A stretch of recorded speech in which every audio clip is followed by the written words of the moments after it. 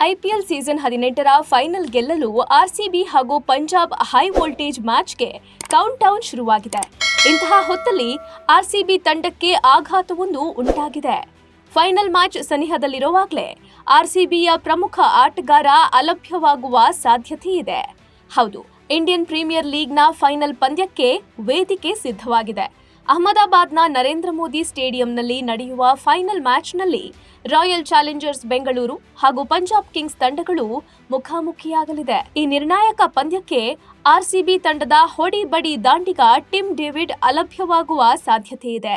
Sunrisers Hyderabad ವಿರುದ್ಧದ ಪಂದ್ಯದ fielding ವೇಳೆ ಮಂಡಿರಜ್ಜು ಗಾಯಕ್ಕೆ ತುತ್ತಾಗಿದ್ದ ಡೇವಿಡ್ ಸೋಮವಾರದವರೆಗೆ ಯಾವುದೇ ಅಭ್ಯಾಸ ನಡೆಸಿಲ್ಲ. ಹೀಗಾಗಿ ಇಂದು ನಡೆಯಲಿರುವ ಪಂಜಾಬ್ ಕಿಂಗ್ಸ್ ವಿರುದ್ಧದ ಪಂದ್ಯದಿಂದ ಸಹ ಅವರು ಹೊರಗುಳಿಯುವ ಸಾಧ್ಯತೆ ಹೆಚ್ಚಿದೆ.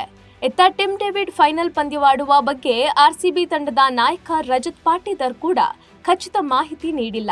ಡೇವಿಡ್ ಅವರ ಫಿಟ್ನೆಸ್ ಮೇಲೆ ವೈದ್ಯರು ನಿಗಾ ವಹಿಸಿದ್ದು, ಮಂಗಳವಾರ ಸಂಜೆಯೊಳಗೆ ಅವರು ಆಡುವ ಪರಿಸ್ಥಿತಿಯಲ್ಲಿ ಇದ್ರೆ ಮಾತ್ರ ಕಣಕ್ಕಿಳಿಯಲಿದ್ದಾರೆ ಅಂತ ತಿಳಿಸಿದ್ದಾರೆ. ಇದು ಆರ್ಸಿಬಿ ಅಭಿಮಾನಿಗಳನ್ನ ಆತಂಕಕ್ಕೀಡು ಮಾಡಿದೆ. ಲೇಟೆಸ್ಟ್ ಹಾಗೂ ಇಂಟ್ರೆಸ್ಟಿಂಗ್ ಸುದ್ದಿಗಳಿಗಾಗಿ ಬಾಸ್ ಟಿವಿ ಕನ್ನಡ ಚಾನೆಲ್ನ ಸಬ್ಸ್ಕ್ರೈಬ್ ಮಾಡಿ. ಹಾಗೆಯೇ ಬೆಲ್ ಐಕಾನ್ ಪ್ರೆಸ್ ಮಾಡಿ. ಇದರ ಜೊತೆಗೆ ಫೇಸ್ಬುಕ್, ಇನ್ಸ್ಟಾಗ್ರಾಮ್, ಎಕ್ಸ್ನಲ್ಲೂ ಮಿಸ್ ಮಾಡದೆ ಫಾಲೋ ಮಾಡಿ.